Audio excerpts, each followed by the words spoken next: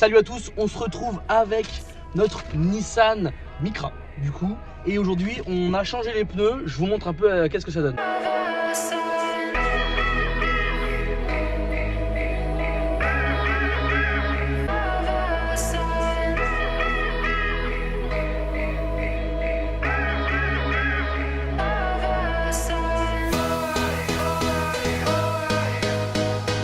De manière générale, la voiture elle est propre, il n'y a pas de souci. Par contre, j'ai vu qu'il y avait une fuite, je vous mets la petite vidéo, il y avait une fuite au niveau du cardan gauche, avant-gauche, cardan avant-gauche, c'est pas une propulsion. Et du coup, je vais devoir la traiter et ça pose plutôt problème.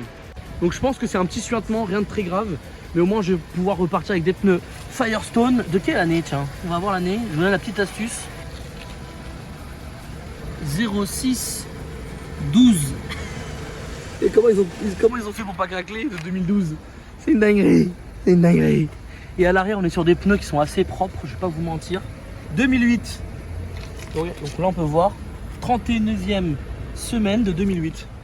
Je trouve ça aberrant d'avoir des pneus de 2008, mais bon. Quoi qu'il en coûte, la voiture elle est super propre. Et j'ai donc le feu stop qui ne fonctionne pas au centre. Et je vais devoir le réparer. Donc voilà, tout est impeccable. J'ai fait le plein d'essence. Donc le réservoir est de 35 litres pour être exact, parce que j'étais vraiment en réserve. Et en fait là j'ai remarqué que j'avais pas mal de petits chocs que je vais devoir rafistoler avec un bon nettoyage des vitres. Et puis c'est reparti. J'avais pensé à refaire une peinture complète à la bombe. Souvent ça rend pas bien, mais vu comment là on a des traces ici, et même sur le capot et le toit, je vous laisse pas voir le toit. Ça va être un choix compliqué à faire. Je vous laisse mettre en commentaire qu'est-ce que vous en pensez. Est-ce qu'on change ou pas la peinture? Est-ce qu'on peint à la bombe ou pas? Je vous laisse le choix. Et je suis très content du remplacement des pneus pour une raison simple. C'est qu'en fait pour que le passage au contrôle technique soit validé, il faut déjà que le véhicule passe le contrôle technique, c'est-à-dire tous les éléments de sécurité. C'est pour ça que j'ai fait une commande sur Autodoc, vidange, balai d'essuie-glace avant et arrière. Parce que les balais d'essuie-glace refusés, balai d'essuie-glace avant-arrière, je vais changer les feux, je vais mettre des feux LED après le contrôle technique, parce que vraiment on voit rien du tout. Je vous mens pas, on voit rien du tout. Et puis j'ai pensé aussi à changer la base, filtre à huile, bougie, bobine. De manière générale pour le moment, les pneus c'est 50 €. La commande filtre à huile sans l'huile avec joint de vidange, bougie. Balai d'essuie-glace avant-arrière. J'ai pas pris n'importe quel balai, j'ai pris des balais vraiment, vous savez, ceux avec le caoutchouc qui est nickel. Pour 28 €, ce qui est hyper cool. Et puis on verra qu'est-ce que ça donne. Mais voilà, pour le moment c'est ça, c'est parti.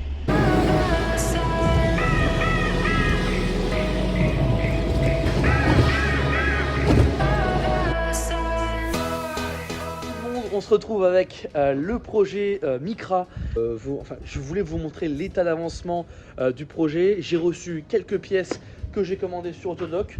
Alors de manière générale, j'aime pas trop commander sur Autodoc. Je préfère tout ce qui est magasin qui fait de la pièce détachée assez accessible. Souvent c'est un tout petit peu plus cher. Par contre je suis sûr que c'est compatible. Et avec Autodoc j'ai eu quelques problèmes, notamment un radiateur de refroidissement qui était...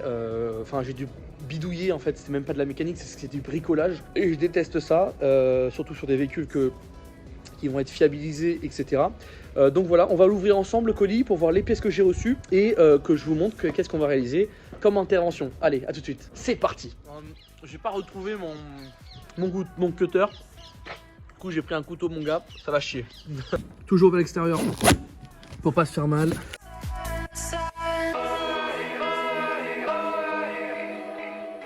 Je viens de me rappeler que j'avais pas commandé d'huile, donc ça à mon avis ça a été au stockage dans les locaux d'Autodoc, que ça a dû, ou peut-être dans le camion du livreur. Filtre à air, j'ai pris un filtre à huile de la marque connue, mais je me rappelle plus là. Bon, ok, pourquoi pas, c'était une marque qui était assez connue. Ensuite j'ai mon balai d'essuie-glace à l'arrière. J'ai pris un simple parce qu'il n'existait pas des spéciaux. Et j'ai pris des bons balais d'essuie-glace à l'avant. Comme ça, c'est les meilleurs, ils essuient bien. Les huiles, moi j'en ai déjà. Je m'en suis procuré dans le commerce. Souvent c'est moins cher quand vous allez à Carrefour. Pour une même qualité, hein, prenez de la Total, de manière générale ça suffira très bien. Et chez moi, je ne l'ai pas mis d'une façon à faire la vidange tout de suite. Et j'ai pu remarquer donc que j'avais mon feu avant, la patte du feu avant gauche qui était cassée. Et donc, on se retrouve avec un petit jeu. Là, elle est par là-bas. Parce qu'on retrouve un petit jeu.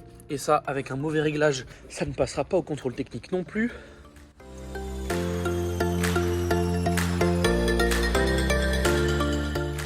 On se retrouve le soir pour le remplacement des LED. Pourquoi le soir? Parce qu'en truc, c'était plus sympa qu'on puisse réaliser le remplacement des feux de nuit pour qu'on voit vraiment l'impact et voir si l'efficacité augmente ou pas en fonction des LED. Donc on commence le démontage, on va faire quand même un état des lieux avant, après quand même, et ensuite c'est parti, allez let's go.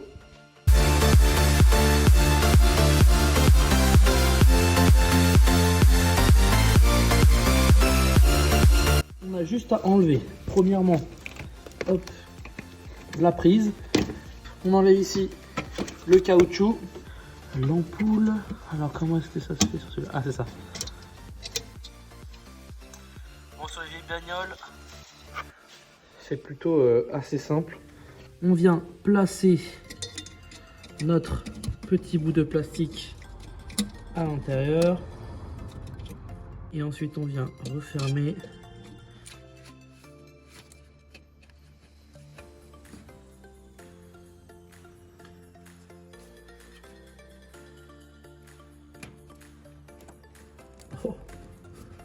Oh, c'est magnifique.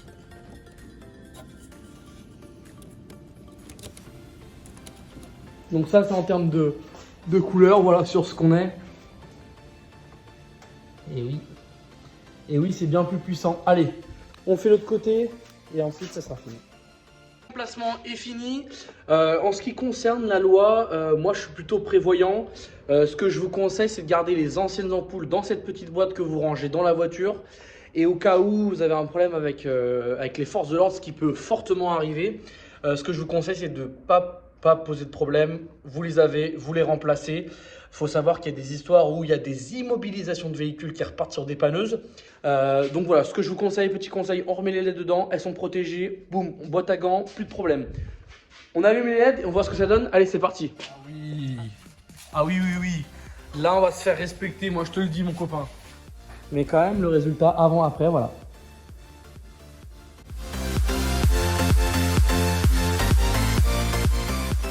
Alors moi, perso, ce que j'adore avec les H4, c'est que comme on a les pleins phares avec la même ampoule, c'est-à-dire que si on met un petit coup, en fait, vous avez un flash, quoi. Et donc ça, c'est plutôt super. En fait, je vais finir par me faire respecter un minimum, quoi. Moi, ce que je conseille, vu le réglage qui est un peu haut, c'est de refaire un réglage optimal des feux.